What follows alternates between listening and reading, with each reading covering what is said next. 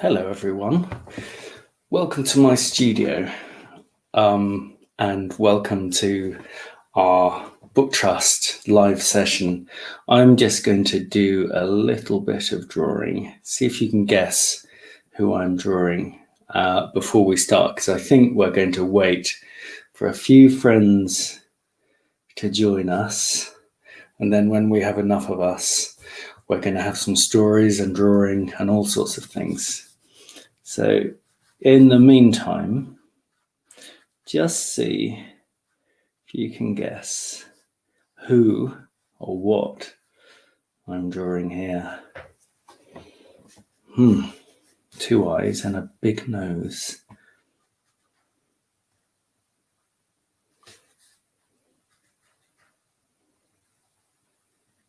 Ears.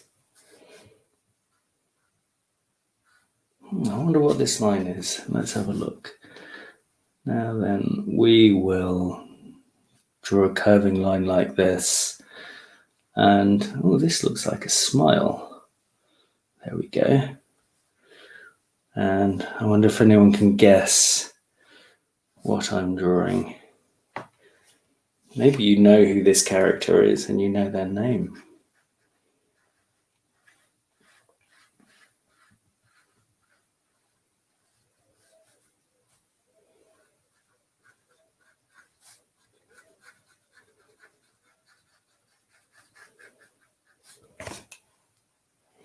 Now then, I think we need a big, bushy mane here.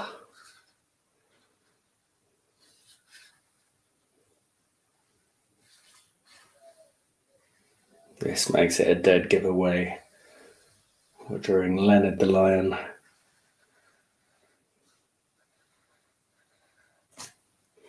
And I always like to give some little yellow irises here. And Leonard is very pleased to meet you. He's quite a shy lion, so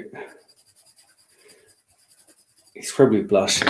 But what he is doing is, I'm going to draw something called a speech bubble now. Goes like that. And he is saying, along with me,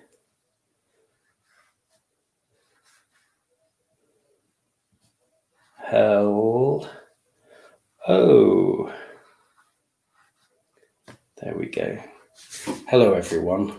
So, my name is Ed Vere, and my job is to write and illustrate picture books. Now then, you may have seen some of my books. I've just been drawing this character. This is Leonard from my book, How to Be a Lion. And this is the latest book I did. It's about a lion who goes his own way in the world, and all the other lions, and everybody, in fact, most people think lions are very fierce, but Leonard has other ideas about how he wants to be in the world, and he's actually a gentle lion. He's a lion who writes poems, and all of the other lions say, Leonard, this is not the way to be a lion. You have to be fierce. And Leonard has to think of a way to let the other lions know that he is absolutely fine being himself and being the gentle lion that he is. So that's How to Be a Lion. Then there's a book called Grumpy Frog. And this, let me show you, this is about a frog who is called Grumpy Frog, and he looks grumpy a lot of the time. Now then, Grumpy Frog says he's not grumpy because he loves hopping and he loves green. And guess what? He's green, so that's very good. The thing is, he does not like other colours, and he really doesn't like pink. But he's not grumpy because he loves racing and hopping with his friends.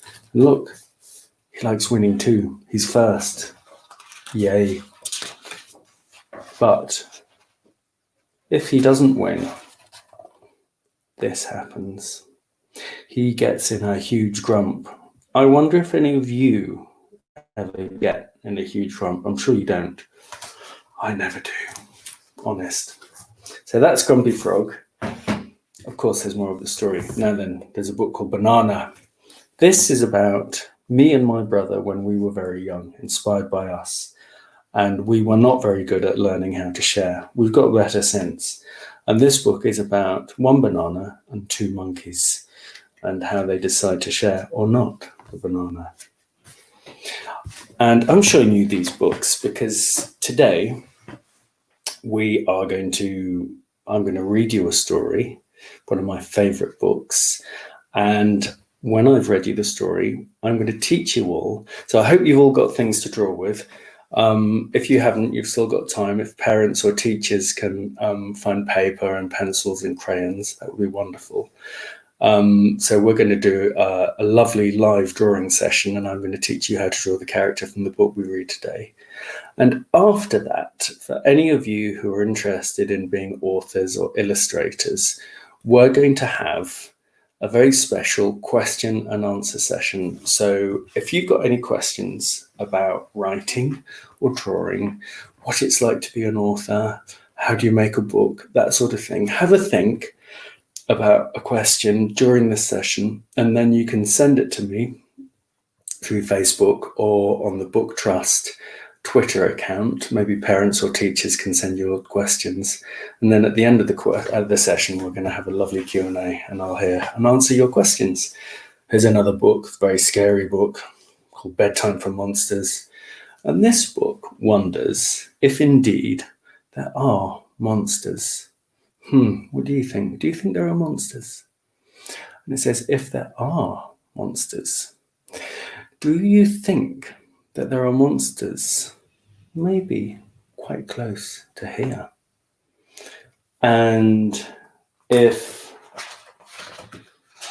look, here are some monsters. Aren't they scary? And here's a monster quite close to here. And you think if there is a monster, he might be licking his lips and thinking about you. So this book is all about possibilities. Maybe there's a monster. Maybe the monster's thinking about you. Maybe he's on his way to find you right now. But I wonder what he's going to do. It's actually got a happier ending. Now then, another book, Mr. Big. This is one of my favorite books, and it's all about this character, Mr. Big, who is so big that anywhere he goes, everybody's scared of him and they run away. And he's actually a really lovely gorilla. And it makes him sad when everybody runs away. It means he's all on his own. Just imagine if at school all of your friends always ran away. How would you feel? Here he is in the swimming pool. And he's so sad. He's all alone. One day in the evening, he goes for a stroll around town and he sees a piano in an old junk shop. And it's all alone, just like him. So he takes it home, carries it up the stairs into his apartment, and he learns to play the piano. And the music he plays comes from inside and shows who he really is. So outside, all of these people hear this beautiful, wonderful music, but they don't know who's playing it. And of course, there's more of this story. That's Mr. Big. Now then, the book I'm going to read to you this morning. Can you see that? Can you see that? Max the Brave. Do you know this story? So this is a book I wrote a few years ago One of my favourite stories. I love reading this. So, are you sitting comfortably? Let me get closer to the camera. Maybe let me pull this a bit closer so you can see. Okay, this, Max the Brave. Here's Max. Here's a fly. Can you tell what sort of creature Max is? You know he's an elephant, right? Little elephant. There's his trunk. Is he an elephant? Am I telling the truth? Or is he a small kitten? Have a look. This is Max. Doesn't Max look sweet? Max looks so sweet that sometimes people dress him up in ribbons. Now then, does Max look happy to you? Do you think he's enjoying being dressed up in ribbons? Let me pull this a bit closer. Yeah, that's easier to see. Now then, yes, does he look happy? Not that happy. Max does not like being dressed up with bows because Max is a fearless kitten. Max is a brave kitten.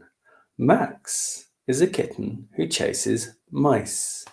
Now then, everyone, I want you to remember this is Max's superhero pose. Maybe you can try it at home. You need to stand up and put your hands on your hips like that. Puff your chest out. Superhero pose, because we study this carefully. We are going to be drawing Max just like this. But later on, I'll teach you exactly how. So Max, it says here, is a kitten who chases mice. It says, Max the Brave just needs to find out what a mouse looks like. And then he will chase it. Hold on. He doesn't know what a mouse looks like. How is he going to chase a mouse if he doesn't know what a mouse looks like? Do you know what a mouse looks like? Is a mouse... Where are we? Is a mouse that big? That big? Is it taller than me? Is it smaller than me? Does it have whiskers and a pointy nose? Is it very small? Does it have 4 legs? Let's have a look. Maybe Mouse is in there. This is a tin can. Max bravely explores the can. Mouse, are you in there? In there? In there? That was an echo, by the way. Mouse isn't here, but oh, hello. Who's this? Can you make the sound that creature makes at home? It goes bzzz, bzzz. Do you think that's a mouse? Are you Mouse? Asks Max. No, I'm Fly, says Fly. Bzzz. But I just saw Mouse scurry by a moment ago. He went that way, that way.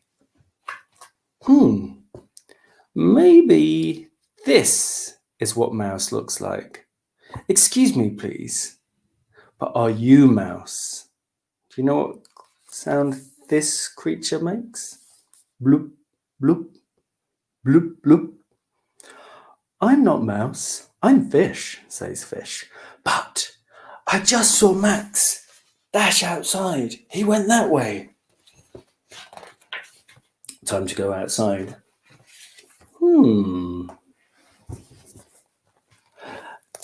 That must be Mouse up in the tree. Do you know what sound these creatures make? Can you do that? Tweet, tweet, tweet, tweet. Excuse me, please, but are you Mouse? And look, the birds are here. Max is there. Now Max is there. And the birds are here. I think he might have chased them. We are not Mouse. Tweet, tweet. We are birds. say the birds. But we did just see Mouse scoot by. He went that way. Do you think we're going to see a mouse? I think, let's have a look. Oh, I think we might see a mouse on the next page. Are you ready? Are you ready for the mouse? Okay, here's a mouse. Is that a mouse? Oh, maybe it's a bit bigger than the mouse. Excuse me, but would you happen to be Mouse? What sound does this creature make? Can you do that? Eek, Mouse. I'm not Mouse, I'm Elephant, says Elephant, but I did just see Mouse skitter by. He went that way. Oh, thank you very much, says Max, because he's a very polite kitten.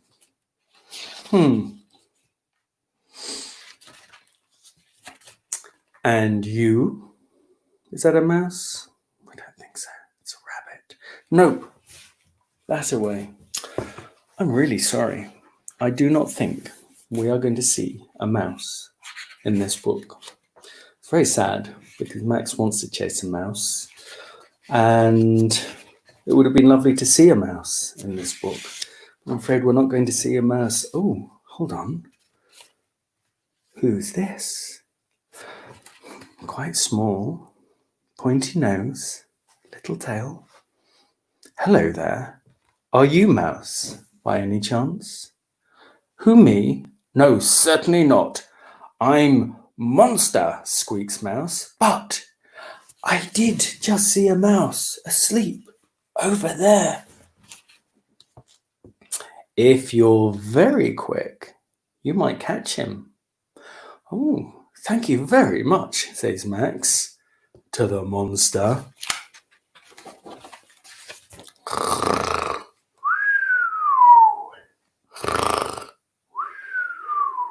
This must be Mouse.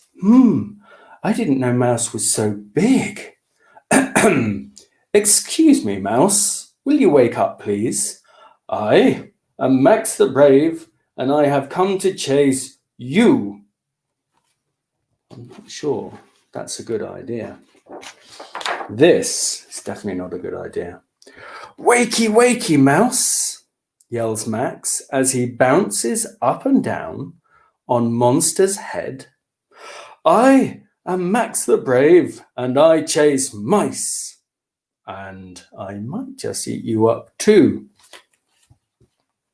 I wonder. Uh-oh. Somebody is wriggling their pink toes, has opened their eyes and looks very excited. Maybe lunch has appeared on their upper lip. Says Max. I didn't know Mouse had such big teeth. Now then, there are two possibilities here. You can see Max and you can see the monster. One is going to eat the other. Maybe Max eats the monster. Or maybe the monster will eat Max. I hope not. Now then, on the count of 3, I'd like you all to go gulp. Okay, you ready? 1, 2, 3. Gulp. Gulp. Whose tiny eyes are those? And whose very big stomach is this? Oh no, someone has been eaten. Now then, is that the end of the story? I think that's the end of the story. What a sad story. What a sad, terrible ending to that story. Oh, hold on, wait a minute. I'm so sorry, there's a bit more. Now then, gulp. You may know that some people are allergic to cats. And if you're allergic, it means you sneeze. Something makes you sneeze and it makes your eyes itchy and you just want to be away from it. So when I count to 3, can you all go achoo? 1, 2, 2.5, 3. Achoo! Oh, yuck, says Max. And Max decides that chasing mice is not all it's cracked up to be. Not much fun. And anyway, he doesn't need to be Max the Brave all the time, unless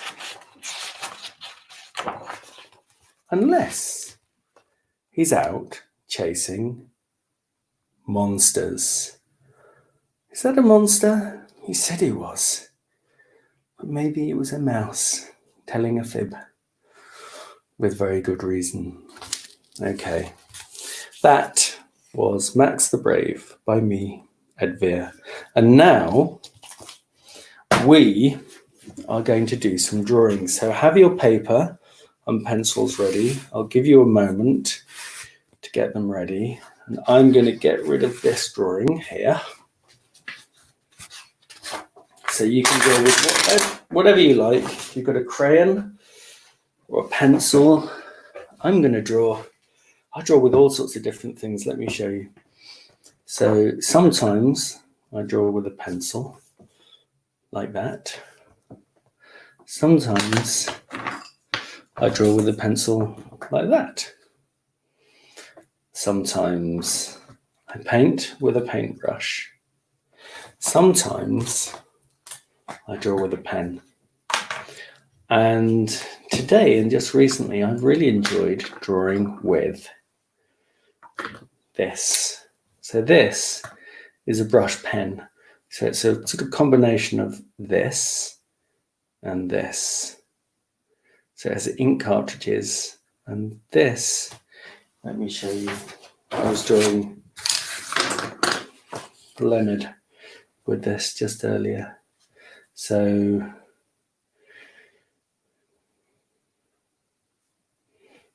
look, you can see these lovely lines like that.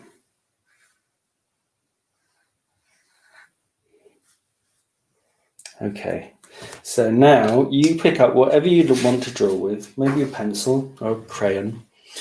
And a really important thing when we draw, we have to be relaxed. So rub our hands together first of all. We shake our hands out like this. It's always good to be relaxed when we draw. We roll our shoulders back. Can you do all this with me? You're rolling your shoulders back. We stretch out our neck like that. We give another shake of the hands. And now this is very important because there's always something important to remember when we draw. So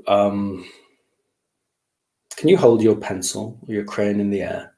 And would you repeat after me? I do solemnly promise that I will do my very best to copy what Ed is drawing here. However, if I make a small mistake, I will not fling myself upon the floor. I will not kick and scream. I will not rip my painting up. I will not throw my chair out of the window, because I am a rational human being. And I know that mistakes are a very important part of making art. And that's true. Mistakes happen all the time when you make pictures, and I make mistakes all the time, ever since I was young until now, and I still make mistakes all the time. But the thing is, when you make a mistake, that's how you learn how to get better. So you make a mistake and then you realize, not quite like that. And very often in a drawing, a mistake becomes the part of the drawing that makes it most alive. So you sort of work around the mistake, or at the time, the mistake seems dreadful. And then later on, you incorporate it into your drawing, and it's what makes the drawing a success. So don't worry if you make a mistake. I know I used to get worried when I made mistakes when I was young, but I've realized now that mistakes are a really important part of making pictures. So don't worry if you make a mistake. Now then, cap on this pen. And I always start my drawings, nearly always. And when I'm designing a new character for a book, when I'm writing a book, I nearly always start with drawing rather than words, because that's a really easy way for me to think things out. And my ideas flow in a way that I really like when I draw, that don't necessarily flow in the same way when I write. So drawing's really lovely for that. And I never know who or what I'm going to draw. So I nearly always just start like this with a circle. Now, if you can draw a circle too, remember not to make it too big, because we're going to fit other things on the paper, and not to make it too small either. Something like that. Now that circle is a very good start of any drawing. And if I draw another circle next to it, just like that, you might guess what these are going to be. Then in the first circle, draw another circle. And in the second circle, another little circle. So this is a pair, could be fried eggs, but it's not, it's eyes. So I always find that I start most drawings with a pair of eyes, and I don't know who it's going to be. The eyes could belong to anyone. And then my thought, so it's an easy way to start an idea, just by drawing some eyes, and then somehow the rest of the drawing may naturally follow. So let's see, I think let's give a little nose here. So that's a straight line here, and this sort of curving line, like part of a circle, like a half-eaten biscuit. Now it gets a bit more complicated. You put your pencil around here, and we're going to draw up around that eye, and about here, then that line is going to straighten and turn into one ear. And then draw a little line there, and second ear, just like that. How are you getting on? You okay? I'll try and go slowly so you can all catch up if you need to. So now from that bit here, we're going to draw around the second eye to about here, and that joins up there. So one of the things that, let's have a look, let me get another piece of paper. One of the really good tricks you can do as an illustrator when you're drawing a character, I'll draw some eyes here, because the eyes are a way of giving a lot of expression to your drawings. So here are 3 pairs of eyes. Now, if we want to make somebody look angry, we do that with the eyebrows. If we want to make them look concerned, or a bit scared even, we do that. And if we want to make them look surprised, we make the eyebrows do that. And there are all sorts of other things you can do. Now, Max, if you remember Max in his superhero pose, we're going to make him look determined, meaning he's really going to get something done, and that something is chasing a mouse. So determined is a little bit like these angry eyes, but just not quite as angry. It's a sort of look of concentration. So we put a little furrowed brow here and there, just like that. And now hopefully that makes him look determined. Okay, so next bit, I'm going to draw the bow. Okay, I went quite quickly there, didn't I? So you do one loop, another loop, and then a little line here and a little line here. And that should look like a bow when you tie your shoes. And now we draw a straight line to about there. This is his cape. And now from here, we're going to draw a wiggling line, curving like this. So that makes it look like his cape fluttering in the breeze. I always think at this stage he looks a little bit like a racing slug with cat ears. But hold on, we'll draw more. Now, do you remember Max was in superhero pose? So he was standing with his hands on his hips. So first of all, we're going to give him a little puffed out chest like this, and give a sort of straight back like this, and we join those lines up like that. And then the arms are quite complicated, but we can make it easy. We draw a curving line that goes around from here just to there, and it doesn't quite hit the body. Then we draw another one that goes there, curves around. This time it does hit the body and it curves around into his paw.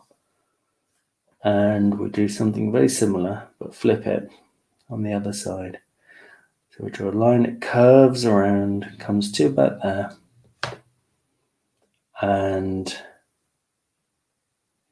another line, curves around, comes to about here, into his other paw. Okay, what else do we need? I think we need legs. Okay, so we take our pencil, pen, or brush pen, paintbrush. We start to draw a line, paint a line down here.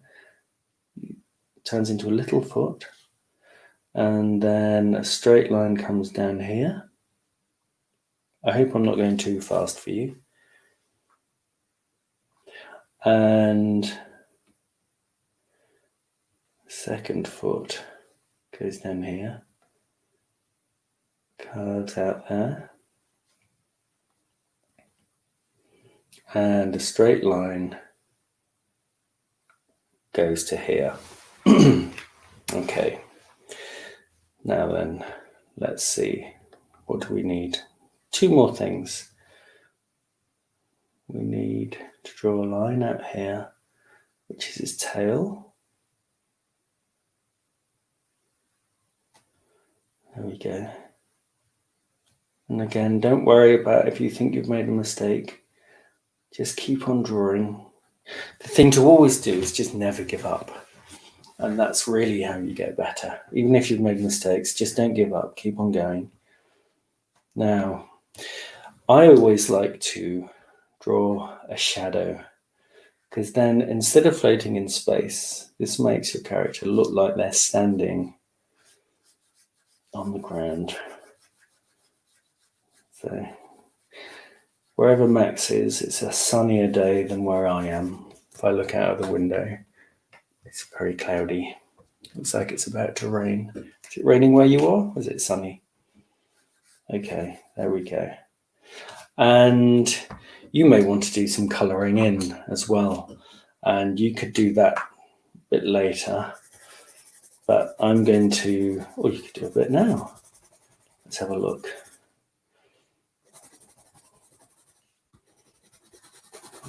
Colour in his cape red.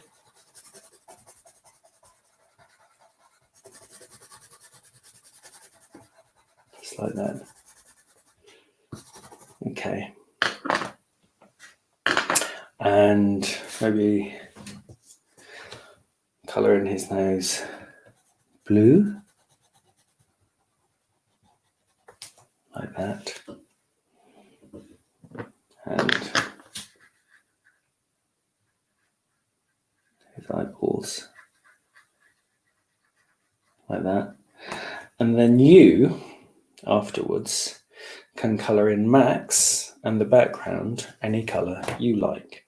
I'm going to write my name here at the bottom. You can write yours too.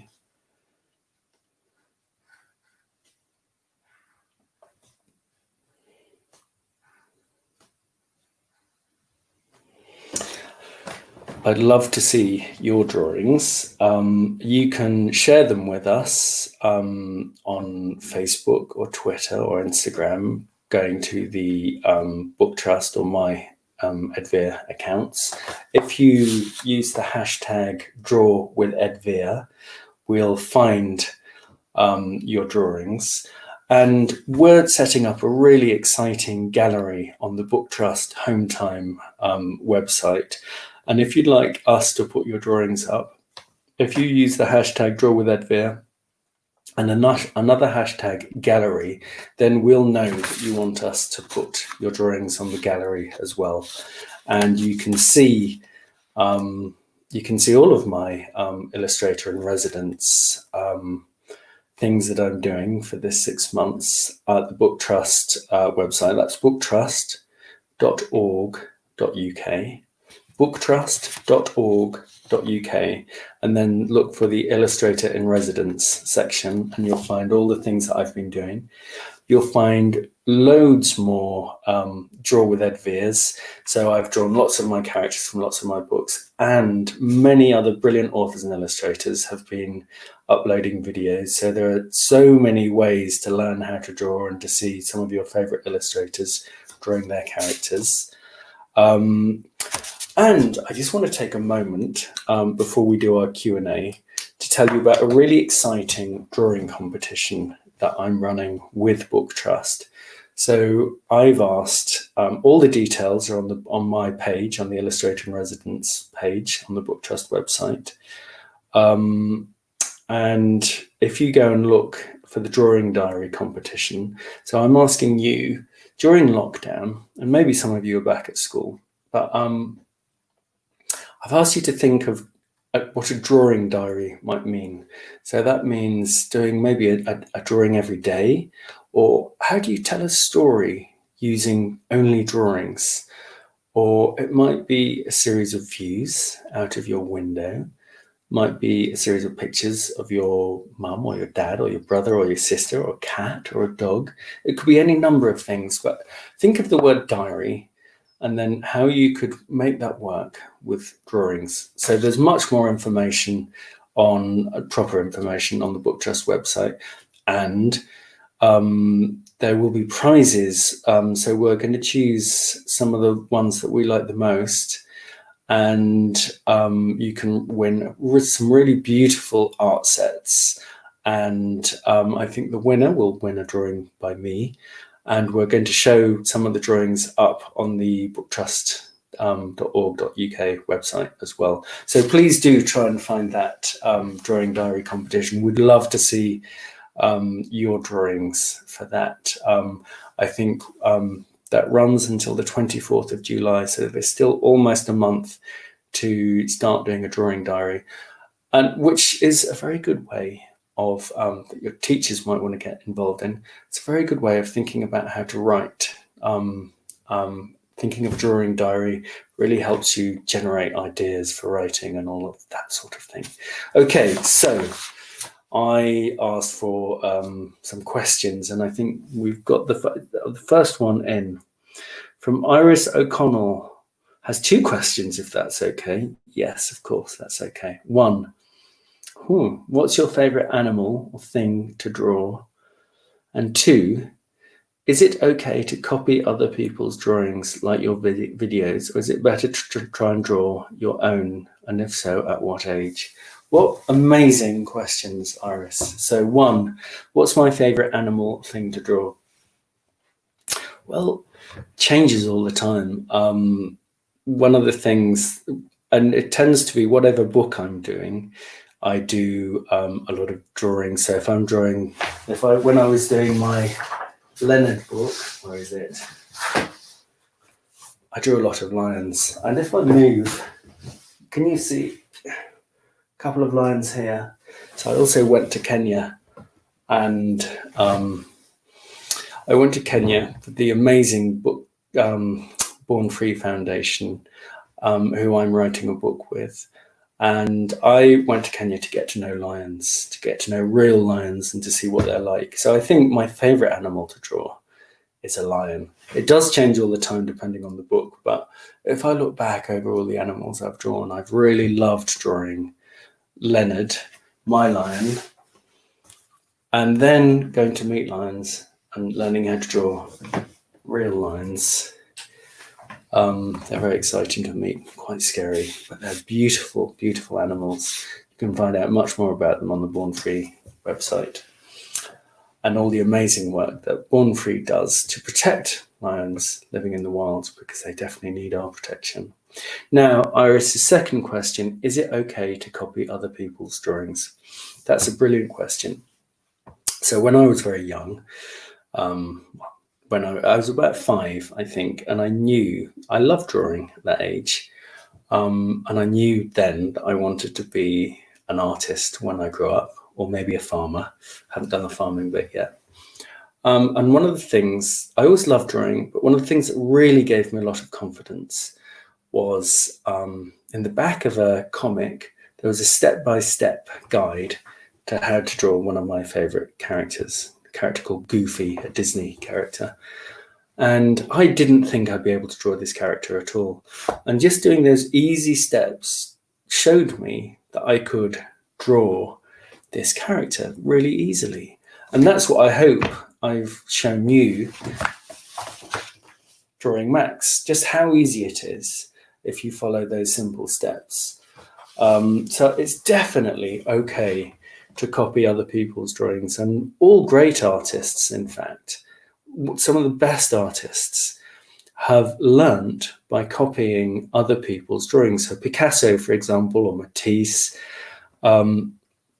spent a long time when they were young studying other painters' paintings because then they learned how that other painter looked at the world. And when you draw, you're so a lion isn't really like that. This is a two-dimensional version of a lion, and so it's an abstraction of something that's out in the world, and you're seeing how other people see and draw, and that teaches you a lot. So I think that's a wonderful way to learn how to draw. And I also think to draw, I used to love drawing things from life, which means just, maybe looking out of the window, drawing something that's real in front of you. And it's really hard, but I loved it. I always thought it was such a wonderful challenge to try and do that. And there is no age that isn't good for doing that. So if you're 3, or if you're 99 and anywhere in between, or even 2, try and look at, it's always a good challenge to do that. Maybe try and draw somebody in your family or a friend and really look at how their eyes go and how their nose is going. And then when you've drawn the eyes and the nose, look at your drawing and look at their face and think, did I get that right? Maybe if not, then alter it and adjust it. And that teaches you a huge amount. And going back to your first question, one of the things I love to draw most is to sit in a cafe or something like that and to draw people. And they have to be very quick drawings because people are walking past. But you see all the way people move and their expressions. And as a friend of mine once said, you see the theatre of life. So you see all sorts of wonderful things happening, and trying to capture that quickly tells you a lot about how people are. It's a very good way of observing the world. Now then, thank you, Iris, for those wonderful questions. Anna Beard wants to know if you have any tips for people who are reluctant to write. That's a good question. And how do you make a poem fun to write for kids in primary school? That's a good question. Okay, Anna P. Beard, Thank you for that question. Well, I've been working with, I don't know if you know, the Centre for Literacy and Primary Education, who are a wonderful organisation, absolutely wonderful. And they do a lot of great work around exactly that area with children in school and with teachers. If you look at their website, it's clpe.org.uk, and you go to the Power of Pictures section, you'll see a lot of stuff that will really help with that. And one of the things that we do is, because when I was young, I didn't enjoy writing at all. I found it very hard. And as I was saying earlier, I found that my ideas flow much better when I draw to begin with. And that starts my ideas going, and then I want to write. And then maybe if I've drawn a character and I start to understand who that character is and how they are emotionally and what motivations they have, then that gives me the impetus to start writing. So for those reluctant to write, funnily enough, drawing is a really good way of getting into that. So to encourage somebody to draw a character and then think about the world that they live in. And then after that, you can start to write about the character, about the world. If you think about who the character is, what their desires are, what they want in life, maybe what the obstacle is to them getting what they want. That's always a good thing to think about when you're writing a story. And if you look at the CLP website, any teachers out there and parents, you'll find lots of tips from some brilliant authors and illustrators about how they write and how they bring drawing into that process. And I was really, well, one of the things that's great when talking to teachers about this is to say that so many people I know who are writers start all of their books by drawing. So that is a really, really good tip, I think, for reluctant writers to start with drawing. And that's a nice, easy way in. How do you make a poem fun to write for kids in school? Now, that's a good question. I can't call myself a poet at all. I've written one poem in one of my books. It took a very long time and it's very hard. But I think to think of a word, and not all poems have to rhyme by any means, but making poems rhyme is good fun because it gives you a structure.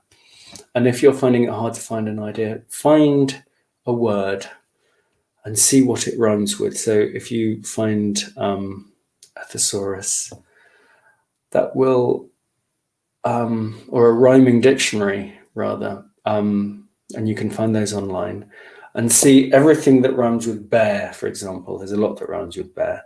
And then see if you can make a story out of that, out of all those rhyming words. And then that's a sort of way to have fun writing a poem, I think. I hope that's helpful. Now then, next question. How old were you when you started to draw? And do you remember what you enjoyed drawing then? That's a very good question. So I think I first started remembering things when I was about 4 or 5. I can't remember much before then. And I loved drawing. I drew all the time.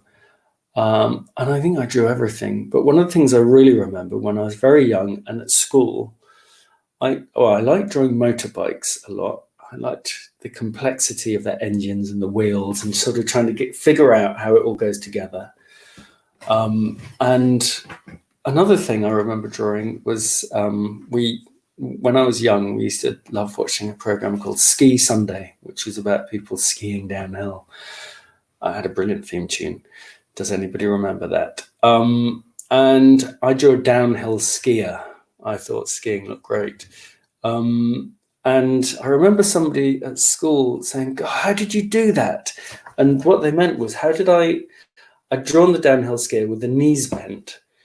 And I don't know. It was something that came naturally to me. So I enjoyed drawing all sorts of things, but downhill skis and motorbikes were probably foremost then. Next question. Ada Lacey wants to know how long it takes to write and illustrate your books. That's a very good question. Now, when I go into schools, and I ask children how long they think it takes to write a story, they think maybe a day, maybe a couple of days. And then when I say a bit more, they say a week. Really? It takes a week? And I say a bit more. And it can take a very long time indeed. So this book, for example, How to Be a Lion, that took probably altogether about a year to write. So it takes quite a long time to find an idea that you think is good enough to spend a lot of time on. And I find for me, I need a lot of thinking time when I'm writing stories, when I'm drawing. So I start with an idea, and then I need to let it sort of brew in the back of my head. So I start to think about that whole world and other characters, and maybe some of the things I want to write about in the story. And I find I can't do it all immediately. It needs to cook a little bit in my head before I can start writing it down. And I work with an editor who helps me with the words, and a designer who helps me in helping me. We discuss the book, the pictures and the words and how it's going, a bit like working with a teacher. And so I have a first draft. So I have a first go at the story, and we look at it together and we work out if that's any good. Is it full of the ideas that I want to talk about? Is it saying anything to an audience? And that process, going back and forwards, trying to make your idea better at every stage. So you look at it and think, how can I improve it? How can this be funnier or wiser or just better in some way? And there's a lot of toing and froing. And then halfway through, you might think, hold on, this needs to go in a completely different direction. So a book is always changing. And so don't be, and it's full of mistakes, always full of mistakes. And the thing I think with writing stories and with drawing pictures is to let those changes happen. Sometimes there's a bit that you really love and you're determined to keep it in, but that's holding back the whole story. So a book is always full of change, and that's the really exciting thing, seeing how an idea starts from here and goes to there, to there, to there. All of these changes, all whilst you're thinking, how can I tell this story better? So that's why a book can take a year, or sometimes you can do it very quickly. I think the quickest I've done was 3 months. And I've got friends who shall remain nameless, I know they've taken 3 or 4 years on a book. And some people take even more. So it all depends. There are no hard and fast rules, but it's always good to let a book take as long as it needs. Now, there we go. I think that's probably the last question we have time for. So sadly, I want to say thank you so much to all of you for joining in, and to remind you that please if you'd like to, you can share your drawings with me on Twitter or Facebook or Instagram using the hashtag #DrawWithEdVere. And if you'd like us to put them in Book Trust's exciting new online gallery on the Illustrator and Residence page, just add the hashtag gallery and we'll put your drawings online on the website, on the Book Trust website, to be seen by thousands of people. And also don't forget my drawing diary competition, and you can also find all the information about that at booktrust.org.uk. and go to the Illustrator in Residence section, and you can find all the drawing diary competition. You can find the online gallery of all of your drawings, and you can find links to all of my other drawing videos. So I've drawn all the characters in all of my books. So you can find those there if you want to practice more drawing. And thank you very much, everyone, for joining. And the most important thing to say is, keep on drawing. Happy drawing. Okay, goodbye.